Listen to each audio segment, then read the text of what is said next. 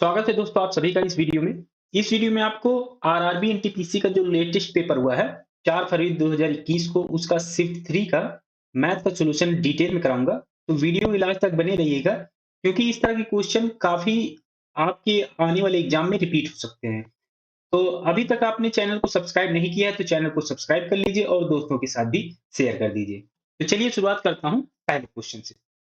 28 centimetre त्रिज्या वाले तो आर दिया हुआ है 28 सेंटीमीटर, एक वृत्त के केंद्र पर 22 सेंटीमीटर लंबे चाप द्वारा बनाए गए कोण का माप क्या होगा, ये फाइंड करना है।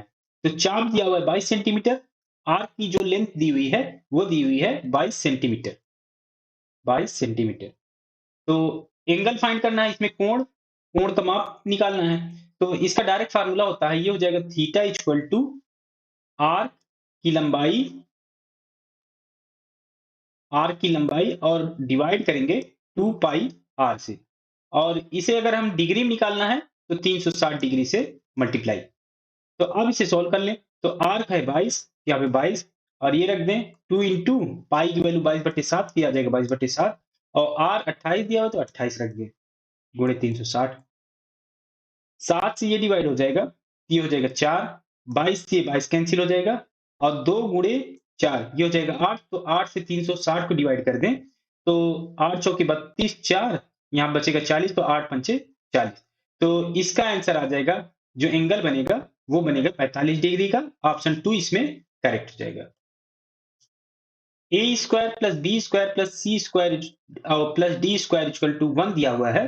तो ए बी सी डी ये मल्टीप्लीकेशन में है तो इनका अधिकतम मान, मान होगा यहाँ पे, मान क्या होगा ये फाइंड करना है। तो ए बी सी डी के अधिकतम मान के लिए फाइंड करना है इसे। तो ये जो रिलेशन दिया हुआ है ए बी सी डी का, इसमें रिलेशन दिया हुआ है तो इसमें जो ए बी सी डी होने चाहिए ये इक्वल होंगे, तभी इसका सबसे अधिकतम मान फाइंड होगा। ए बी सी डी जो मल्टीप्लाई में है इनका मान तभी अधिकतम होगा। तो ए इक्वल होना चाहिए बी के और बी इक्वल होना चाहिए सी के, ऐसे ही डी के इक्वल होनी चाहिए। मान लीजिए सभी इक्वल है तभी ये अधिकतम मान इसमें फाइंड होगा। तो यहाँ पे हम मान रख दें ए बी सी डी का, सभी के इक्वल कर दें तो ए स्क्वायर के इक्वल हो जाएगा सभी। तो ये हो जाएगा a square A square A square, ये हो जाएगा 4 ए स्क्वायर और ये 1 के इक्वल दिया हुआ है तो ये आ जाएगा 1। तो अब यहाँ से ए की वैल्यू निकाल लें तो ये हो जाएगा 1/4 और ये ए स्क्वायर की वैल्यू थी तो ये आ जाएगा ए की वैल्यू आ जाएगी 1/2। तो ये सभी के मान आ जाएंगे 1/2। हमें वैल्यू फाइंड करनी है ए बी सी डी की, ए बी सी डी की। तो सभी का मान 1/2 है तो 1/2 की पावर 4 हो जाएगा, क्योंकि मल्टीप्लाई में हो रहे हैं तो 4 बार मल्टीप्लाई हो जाएंगे। तो ये हो जाएगा 1/2, 2 दूनी 4 दूनी 8 दूनी 16। तो 1/16 इसका आंसर आ जाएगा जो कि अधिकतम मान होगा इसका। ये ऑप्शन 1 में, तो ऑप्शन 1 करेक्ट हो जाएगा। दो मात्राएं 3:5 के अनुपात में हैं। यदि प्रत्येक मात्रा में 9 की कमी कर दी जाए तो अनुपात 5:9 हो जाता है। तो छोटी मात्रा ज्ञात कीजिए कि क्या होगी। तो ये अनुपात दिया हुआ है, मान लें इसका मल्टीप्लाइंग फैक्टर x है तो ये हो जाएगा 3x और 5x। आप कह रहे हैं कि प्रत्येक मात्रा में 9 की कमी कर दी जाए, तो 9 की कमी कर दी जाती है तो इनका अनुपात 5:9 हो जाता है। तो ये हो जाएगा दोनों में 9 की कमी कर दें तो इसमें से 9 घटा दें और 5x में से भी 9 घटा दें तो ये इसका अनुपात 5/9 हो जाता है। तो अब इसे सॉल्व कर लें तो क्रॉस मल्टीप्लाई करें तो 9 तो 27x और -81 हो जाएगा। 5 से इधर मल्टीप्लाई करें तो 25x और ये हो जाएगा 9×5 = 45। तो 81 इस साइड ले आए तो 81 में से 45 घटेगा तो ये आ जाएगा 36 और 27x में 25x घटेगा ये आ जाएगा 2x। तो x की वैल्यू यहाँ से आ जाएगी 18। तो x की वैल्यू 18 आ गई। हमें क्या फाइंड करना है, छोटी मात्रा। तो इसमें छोटा कौन है, 3x है। तो 3 इंटू 18 हो जाएगा, x की वैल्यू 18 रख दें तो ये आ जाएगा 54। तो छोटी मात्रा होगी 54, ऑप्शन 3 करेक्ट हो जाएगा। एक दिहाड़ी मजदूर को कुछ निश्चित दिनों के लिए 5850 रुपए काम पर लगाया गया था, लेकिन उनमें से कुछ दिनों में अनुपस्थित रहने के कारण उसे केवल 5200 रुपए का भुगतान किया गया। उसकी अधिकतम संभव दैनिक मजदूरी क्या थी, ये फाइंड करना है। तो कुछ निश्चित दिनों के लिए 5850 रुपए पर काम पर लगाया गया था, लेकिन कुछ दिन वो अनुपस्थित रहने के कारण केवल उसे 5200 रुपए मिले हैं। तो उसके मजदूरी से कुछ रुपए कम हो गए। ये अगर हम देखें 5850 में से 5200 घटाएं तो ये आ जाएगा 650 रुपए। तो 650 रुपए उसके मजदूरी से कट गए। तो इसका डिफरेंस 650 रुपए आ गया और इसमें पूछा गया है कि उसकी अधिकतम संभव दैनिक मजदूरी क्या थी। तो इसमें कुछ दिन अनुपस्थित रहा है, तो अधिकतम संभव दैनिक मजदूरी के लिए ये केवल एक दिन का कटना चाहिए, तभी वो सबसे ज्यादा पाएगा। क्योंकि अगर इसमें 2 दिन होगा, 2 दिन की अगर मजदूरी कटती तो 2 से डिवाइड करना पड़ेगा, और इससे ज्यादा दिन अगर अनुपस्थित रहेगा तो इससे तो उसी नंबर से इसे डिवाइड करना पड़ेगा। तो ये अगर हम किसी नंबर से डिवाइड करेंगे तो इसकी मजदूरी कम होती जाएगी। तो यही हो सकती है कि केवल एक दिन के लिए अनुपस्थित रहेगा, जिससे उसकी मजदूरी यही रहेगी 650। क्योंकि अगर इससे ज्यादा दिन के लिए अनुपस्थित रहेगा तो ये उसी नंबर से डिवाइड होता जाएगा। तो इसकी जो अधिकतम संभव दैनिक मजदूरी होगी वो 650 होगी। तो ये ऑप्शन 2 में, तो ऑप्शन 2 करेक्ट हो जाएगा। यदि 4 अंकों वाली सबसे बड़ी संख्या को 6 अंकों वाली सबसे छोटी संख्या से घटा दिया जाए तो शेषफल क्या होगा, ये फाइंड करना है। तो 6 अंकों वाली सबसे छोटी संख्या 1 लिखें, और 6 डिजिट का बनाना है तो 5 जीरो लगा दें। तो ये आ जाएगी 6 अंकों की सबसे छोटी संख्या, और इसमें से घटाना है 4 अंकों वाली सबसे बड़ी संख्या से। तो 4 अंकों की सबसे बड़ी संख्या क्या हो सकती है कि चारों डिजिट उसके 9 हो। तो ये लिख दें। तो यही इसी का डिफरेंस पूछा गया है। तो 10 में से 9 घटा तो ये आ जाएगा 1, 9 में से 9 जीरो, 9 में से 9 जीरो, 9 में से 9 जीरो, और यहाँ बचा 9, ये आ जाएगा 9। तो 90,001 इसका आंसर आ जाएगा, ऑप्शन 1 करेक्ट हो जाएगा। रिचा ने 6,50,000 रुपए में एक कार खरीदी और उसे 7,80,000 रुपए में बेच दी। उसने कार पर कितना प्रतिशत लाभ कमाया, ये पूछा गया है। तो परसेंटेज प्रॉफिट का फार्मूला लगा दें तो ये हो जाएगा 7,80,000 में बेचा है तो 7,80,000 में से ये 6,50,000 घटा दें, 6,50,000, और इसे डिवाइड करना पड़ेगा कॉस्ट प्राइस से। ये जो जिस अमाउंट पर खरीदी गई है उससे डिवाइड करना पड़ेगा, 6,50,000 से डिवाइड करना पड़ेगा, और परसेंटेज में निकालना है तो 100 से मल्टीप्लाई। तो अब इसे सॉल्व कर ले। 7,80,000 में से 6,50,000 घटाएं, ये आ जाएगा 1,30,000, और डिवाइड होगा 6,50,000 से।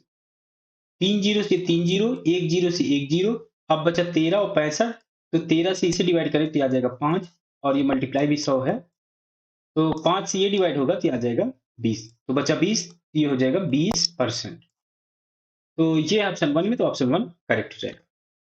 1,200 रुपए पर 6 महीने के लिए 12% प्रति वर्ष की दर से चक्रवृद्धि ब्याज ज्ञात कीजिए जो तिमाही आधार पर संयोजित होता है।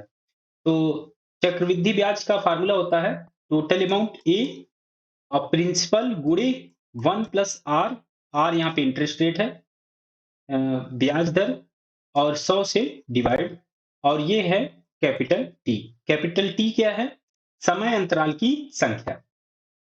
तो तिमाही में ब्याज लग रही है, और यहाँ पे जो ब्याज दर दी हुई है ये दी हुई है 12% प्रति वर्ष की दर। तो इसे हमें निकालना पड़ेगा, इंटरेस्ट रेट जो होगा इसका ब्याज दर।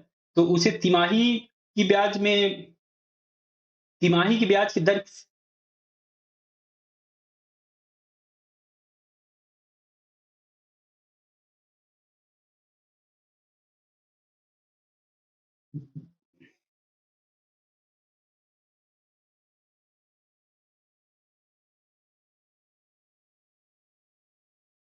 तो तिमाही की निकालनी है, तो तिमाही की ब्याज दर निकालनी है।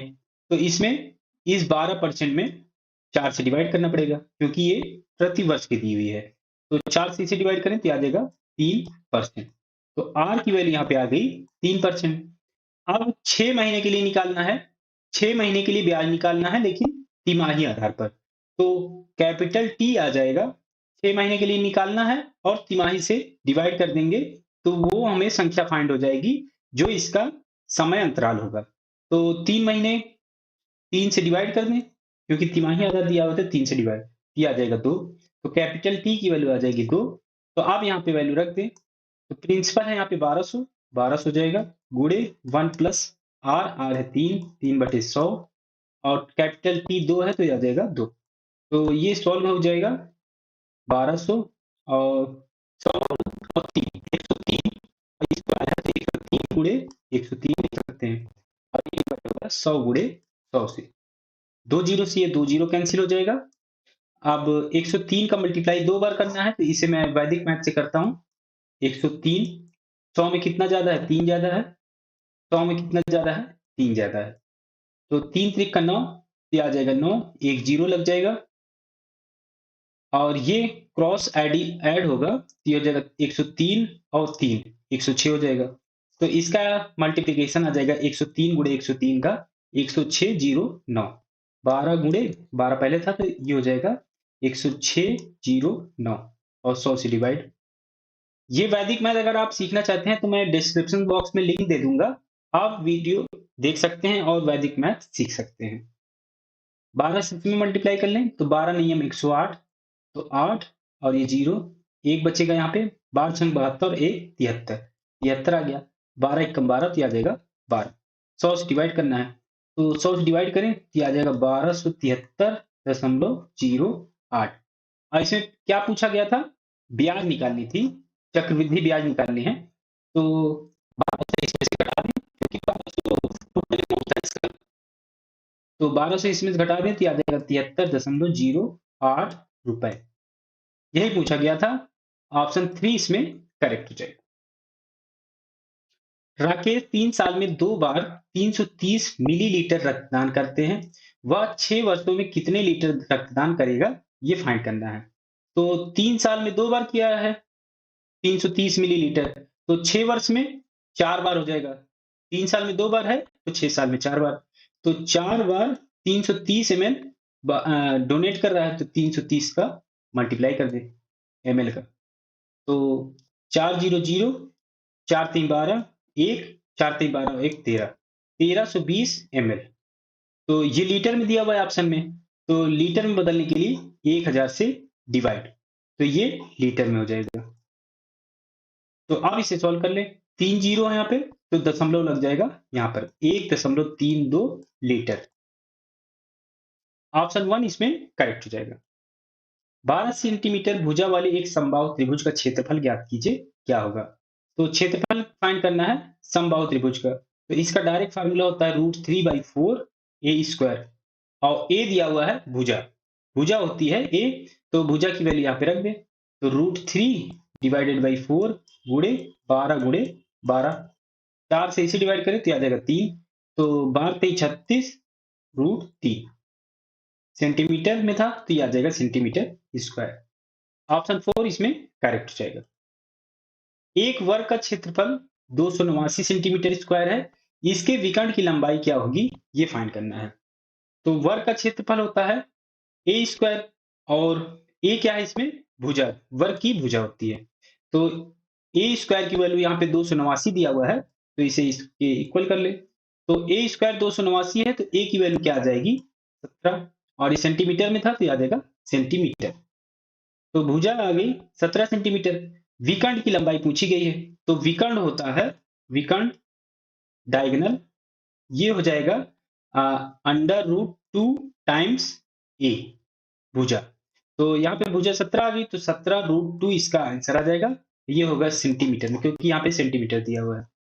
तो ये है ऑप्शन 1 में, तो ऑप्शन 1 करेक्ट हो जाएगा। 12 मीटर लंबे 8 मीटर चौड़े कमरे के फर्श को अधिकतम संभव क्षेत्र के वर्गों द्वारा डिजाइन किया जाना है। आवश्यक वर्गाकार डिजाइन की संख्या क्या होगी, ये फाइंड करना है। तो ये लंबाई और चौड़ाई दी हुई है कमरे की, तो इसका अगर हम क्षेत्रफल निकालें, एरिया, तो ये हो जाएगा 12 मीटर गुणे 8 मीटर, और इसमें कहा गया है कि अधिकतम संभव क्षेत्र के वर्गों द्वारा डिजाइन किया जाता है। कमरे के फर्श को अधिकतम संभव क्षेत्र के वर्गों द्वारा डिजाइन किया जाता है। तो अधिकतम संभव क्षेत्र के वर्गों द्वारा, तो वर्ग, वर्ग क्या होगा?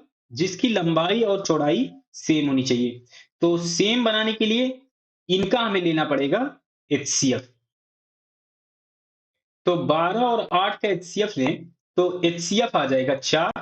तो एचसीएफ आ गया 4, तो वो अधिकतम संभव क्षेत्र का जो वर्ग होगा उसका एरिया हो जाएगा, जो एरिया स्क्वायर का आ जाएगा यहाँ पे, ये आ जाएगा 4 गुणे 4, ये आ जाएगा 16। 16। तो इस एरिया में ये जो एरिया थी, इसमें अगर हम 16 से डिवाइड कर देंगे तो वो डिजाइन की संख्या हमें फाइंड हो जाएगी जो हमें फाइंड करना है इसमें। तो 12 गुणे 8, इसमें हम 16 से डिवाइड कर दें तो 8 से इसे डिवाइड करें तो 2, 2 से इसे डिवाइड करें तो आ जाएगा 6।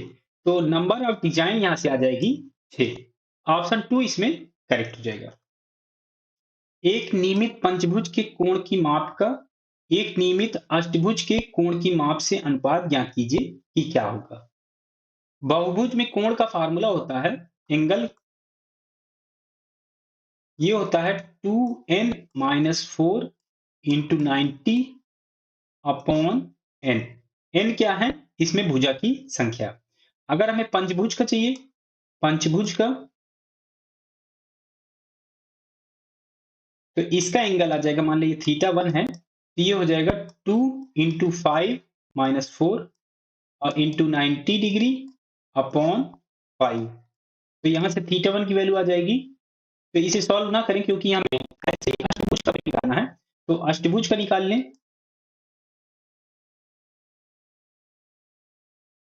मान लें थीटा 2 है तो ये हो जाएगा 2 इंटू 8-4 गुणे 90 डिग्री अपॉन 8।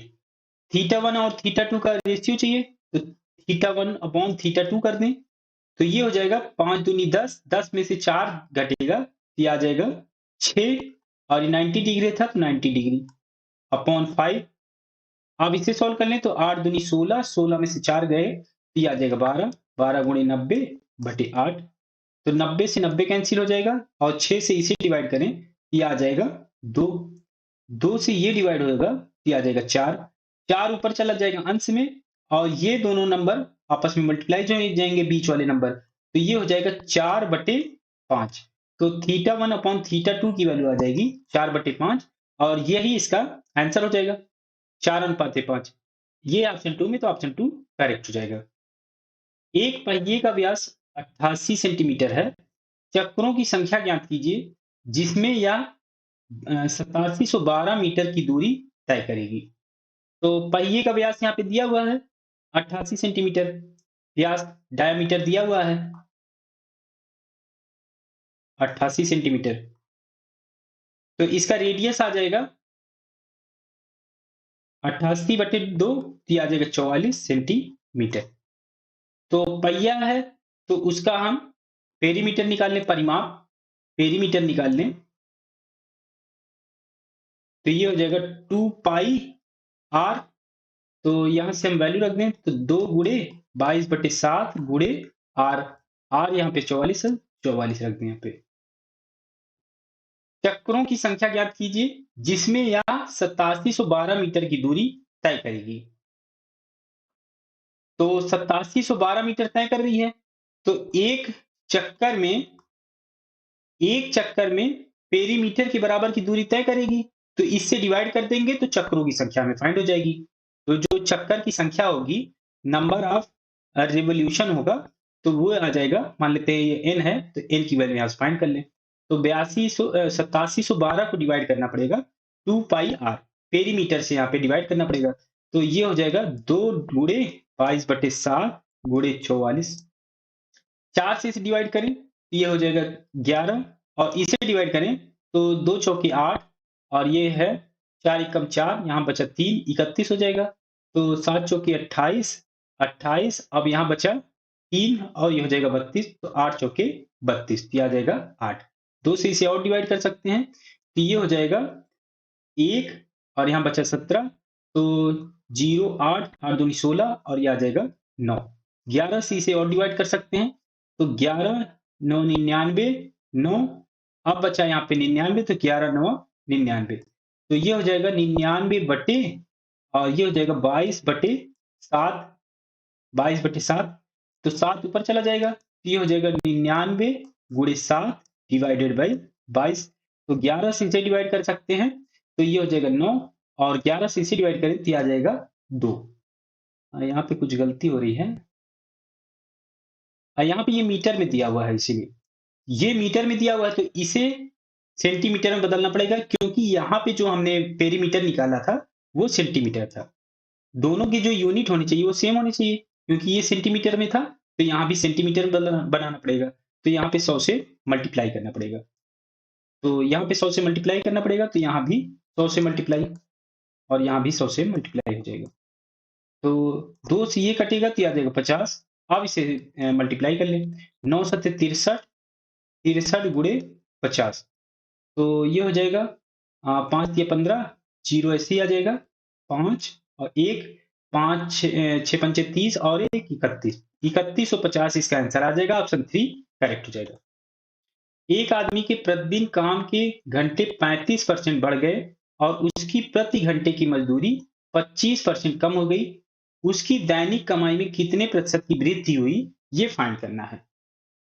तो यहाँ पे समय दिया नहीं हुआ कि एक दिन में कितने घंटे काम कर रहा है, तो मान लेते हैं 10 घंटे काम वो कर रहा है,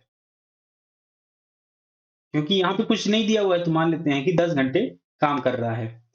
और उसके प्रति घंटे की मजदूरी, प्रति घंटे की मजदूरी मान लेते हैं 10 रुपए है, 10 रुपए। तो एक दिन का काम की मजदूरी निकालें तो 10 गुणे 10 हो जाएगा। मजदूरी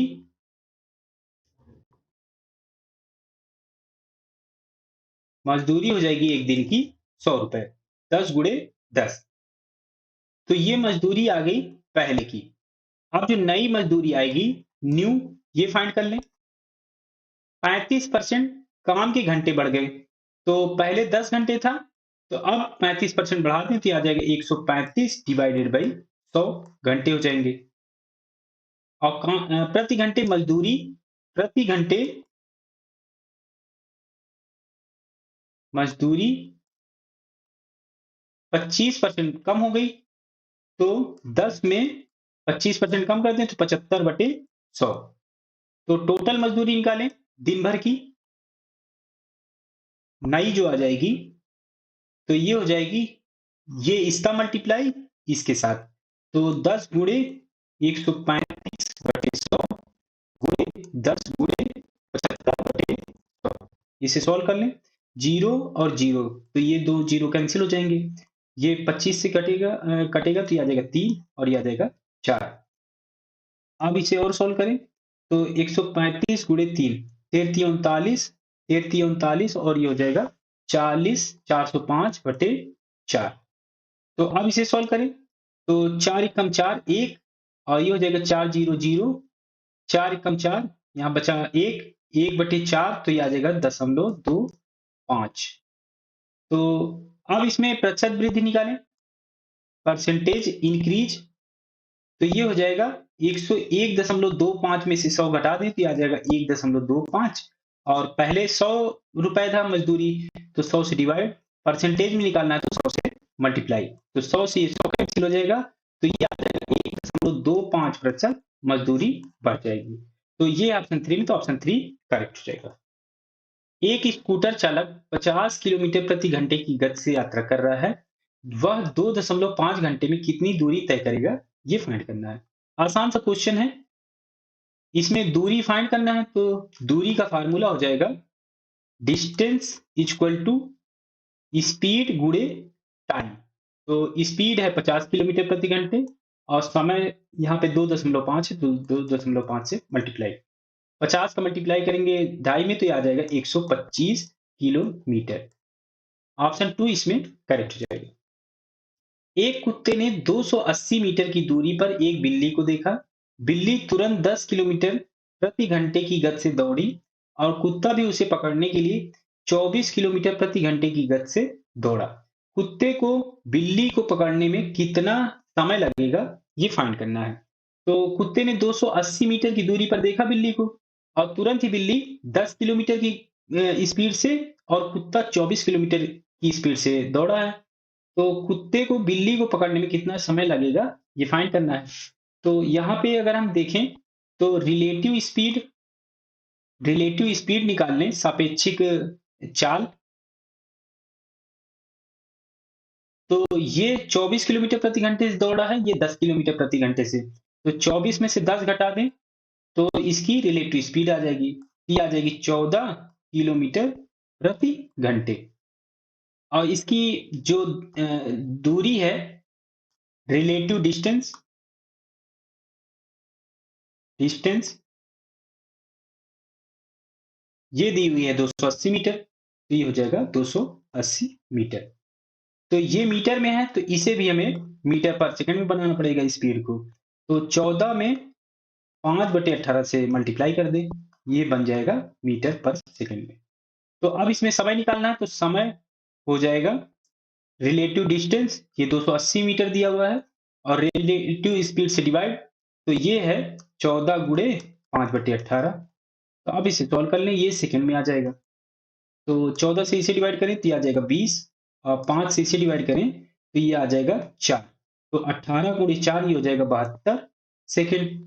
और ये इसमें ऑप्शन में मिनट में दिया हुआ है, तो 72 को 60 से डिवाइड कर दें।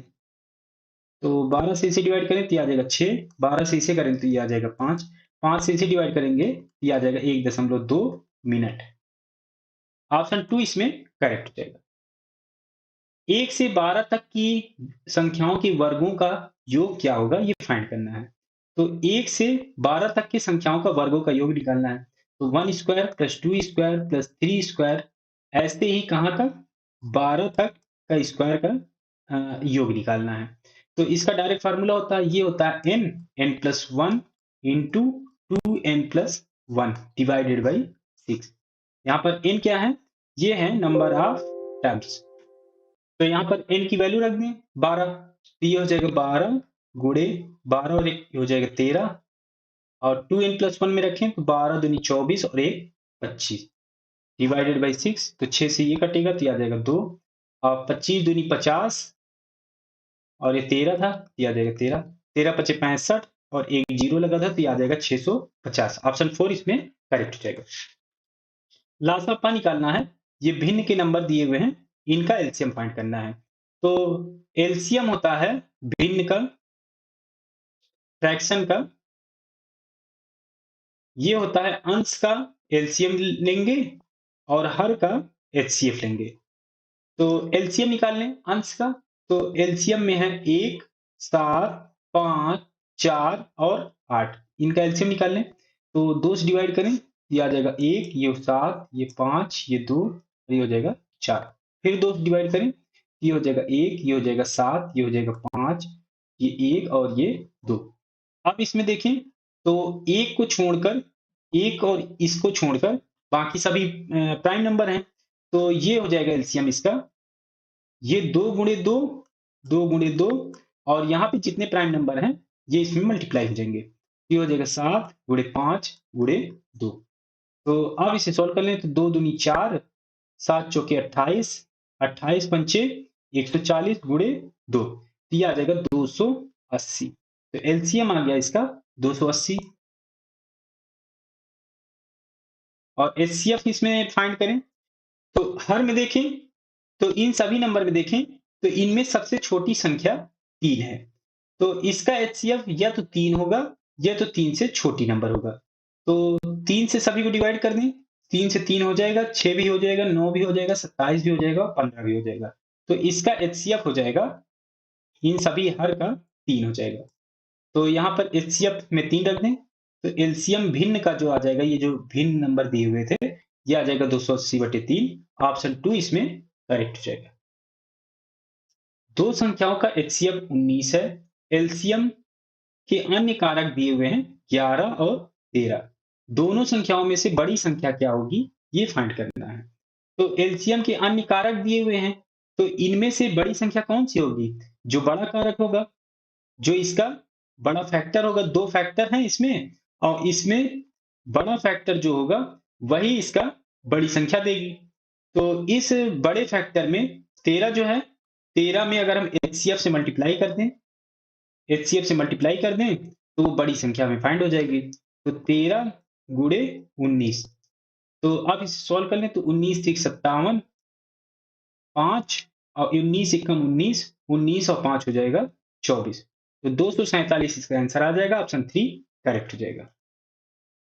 निम्नलिखित का मान ज्ञात कीजिए।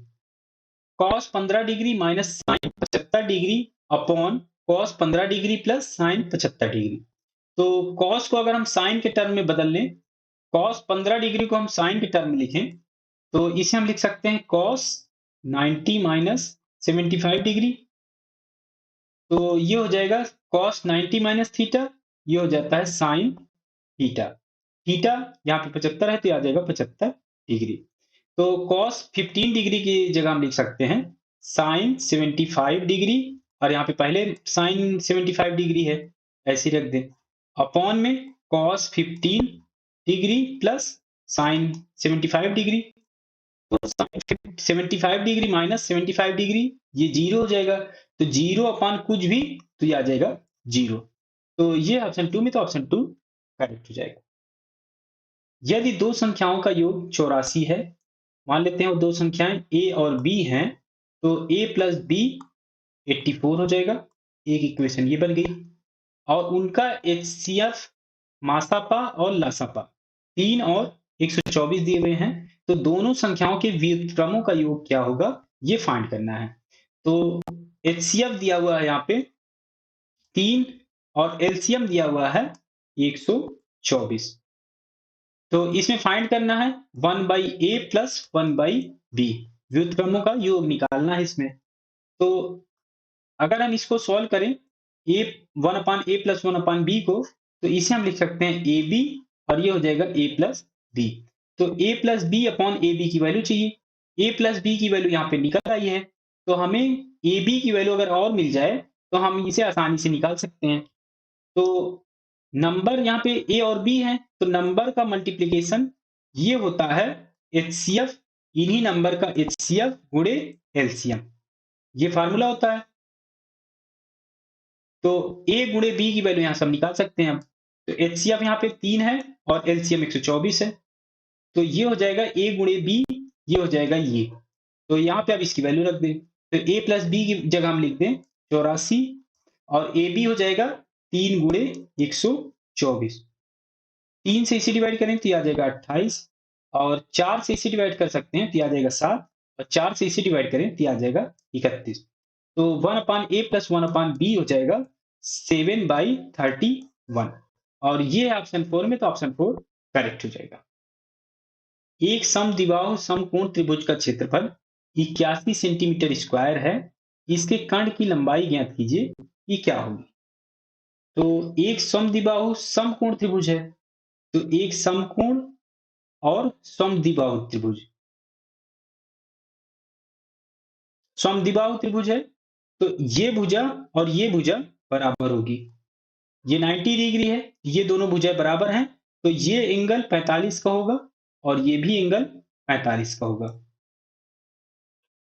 क्षेत्रफल 81 सेंटीमीटर स्क्वायर दिया हुआ है, तो ट्राइंगल का एरिया होता है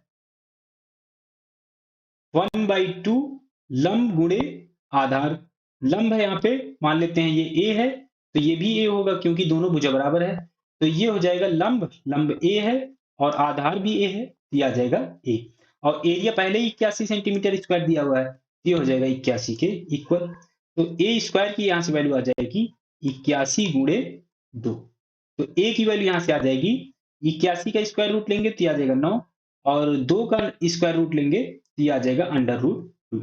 तो ए की वैल्यू आ जाएगी यहाँ पर 9√2, और इसका हमें कर्ण निकालना है, हाइपोटेनस। तो हाइपोटेनस ये है, तो यहां से हम अगर पाइथागोरस लगा दें तो ये हो जाएगा, ये मान लेते हैं बी है, तो ये हो जाएगा a square plus A square, और ये इक्वल हो जाएगा बी स्क्वायर के। तो बी स्क्वायर क्या हो जाएगा यहां से 2 टाइम्स ए स्क्वायर, तो बी हो जाएगा यहां से a√2। तो b की वैल्यू यहां से फाइंड करना है, तो a की वैल्यू यहां पे रख दें, तो ये है 9√2, तो 9√2 इंटू √2, ये हो जाएगा 9 9 दूनी 18, तो ये आ जाएगा 18 सेंटीमीटर। तो ये आ जाएगा हाइपोटेनस कर्ण की लंबाई 18 सेंटीमीटर आ जाएगी। ऑप्शन 2 करेक्ट हो जाएगा। एक बहुभुज में आंतरिक कोणों का योग बाहरी कोणों के योग का 3 गुना होता है, तो भुजाओं की संख्या क्या है, ये फाइंड करना है। तो आंतरिक कोणों का योग टोटल होता है 2n-4 इंटू 90 डिग्री, ये होता है आंतरिक कोणों का योग। अब बाहरी कोणों का योग होता है 360 डिग्री, और ये 3 गुना है, तो इसमें 3 से मल्टीप्लाई करना पड़ेगा। तो अब यहाँ से हम n की वैल्यू चाहिए, तो n यहाँ से हम निकाल सकते हैं। तो 90 डिग्री से इसे डिवाइड करें तो 9 चौके 36, तो आ जाएगा 4, तो ये हो जाएगा 4 3 12, तो आ जाएगा 12, और ये हो जाएगा 2n-4। तो 4 इधर ले जाए, ये आ जाएगा 16, ये हो जाएगा 2n, तो n की वैल्यू यहाँ से आ जाएगी 8। तो यही हमें फाइंड करना था, ऑप्शन 1 करेक्ट हो जाएगा। किसी संख्या का 35% दूसरी संख्या के 30% के समान है। तो मान ले वो एक संख्या a है और दूसरी संख्या मान ले b है। तो a अगर हम a का 35% निकालें, a गुणे 35/100, तो ये b के 30% के समान है। तो b का 30% निकालें तो ये आ जाएगा b गुणे 30 डिवाइडेड बाई 100, तो ये इक्वल हो जाएंगे। तो यहां से क्या फाइंड करना है, पहली संख्या का दूसरी संख्या से अनुपात ज्ञात कीजिए कि क्या होगा। तो अब इसे सॉल्व कर ले तो 100 से ये 100 कैंसिल हो जाएगा, और 5 से इसे डिवाइड कर सकते हैं तो आ जाएगा 7, ये 5 से डिवाइड करेंगे तो आ जाएगा 6। तो a अपॉन b हमें अनुपात चाहिए, तो a अपॉन b की वैल्यू यहां से निकाल सकते हैं। तो a अपॉन b हो जाएगा 6/7, यही अनुपात हो जाएगा, a अनुपात b हो जाएगा 6:7। ये ऑप्शन 2 में ऑप्शन 2 करेक्ट हो जाएगा।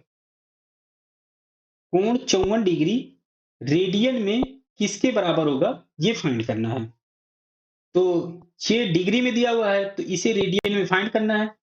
तो इसका डायरेक्ट फार्मूला होता है कि अगर कोई एंगल थीटा हो और ये डिग्री से हमें रेडियन में फाइंड करना है, तो इसे डिवाइड करना पड़ेगा आपको 360 डिग्री से, और मल्टीप्लाई करना पड़ेगा 2 पाई से, क्योंकि एक पूरा जो सर्किल होता है वो 360 डिग्री का होता है, 360 डिग्री का, और जो इसका रेडियन होता है वो 2 पाई के बराबर होता है।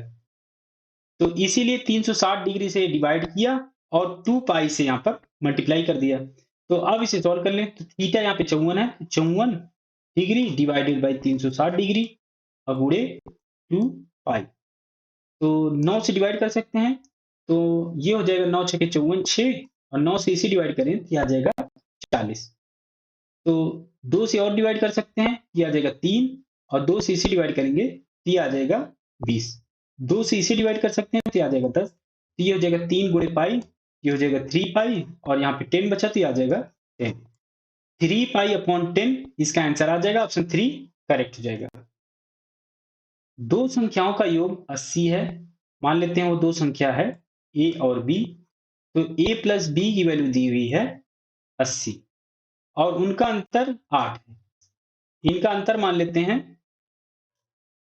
तो इनका अंतर हो जाएगा a माइनस बी, ये हो जाएगा 8। एक इक्वेशन ये बन गई, एक इक्वेशन ये बन गई। पहली संख्या का दूसरी संख्या से अनुपात क्या होगा, ये फाइंड करना है। तो इसके लिए अगर हम a और b की वैल्यू फाइंड कर लें तो आसानी से इसका अनुपात निकाल सकते हैं। तो इसे हम ऐड करें तो ये हो जाएगा a और a 2a, और b में से b घट जाएगा तो ये हो जाएगा 0, और ये 80 और 8 88, तो a आ जाएगा 44। अब b निकालें तो इसमें रख दें इक्वेशन 2 में, तो 44 माइनस बी इक्वल टू 8, तो इधर ले आए तो b आ जाएगा 36।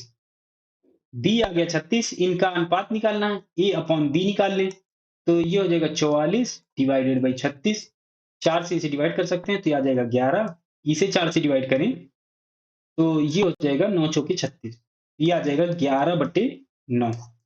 तो ऑप्शन 1 इसमें करेक्ट हो जाएगा। 40 वस्तुओं का विक्रय मूल्य 35 वस्तुओं के खरीद मूल्य के बराबर है, तो प्रतिशत लाभ या हानि क्या होगी, ये फाइंड करना है। तो 40 वस्तुओं का विक्रय मूल्य, सेलिंग प्राइस दिया हुआ है कि 40 वस्तुओं का सेलिंग प्राइस जो है वो 35 वस्तुओं के खरीद मूल्य मतलब कॉस्ट प्राइस के इक्वल दिया हुआ है। तो सेलिंग प्राइस मान ले एसपी है, तो ये हो जाएगा 40 एसपी, ये इक्वल हो जाएगा 35 सीपी के। तो एसपी और सीपी का रेशियो निकाल लें। एसपी अपॉन सीपी हो जाएगा 35/40। 5 से इसे डिवाइड कर दें दोनों को, ये हो जाएगा 7 और ये आ जाएगा 8। ये हो जाएगा 7 और ये हो जाएगा 8। तो कॉस्ट प्राइस अगर 8 रुपए है तो सेलिंग प्राइस 7 रुपए है। तो कॉस्ट प्राइस ज्यादा है, सेलिंग प्राइस कम है, तो यहाँ पे क्या होगा?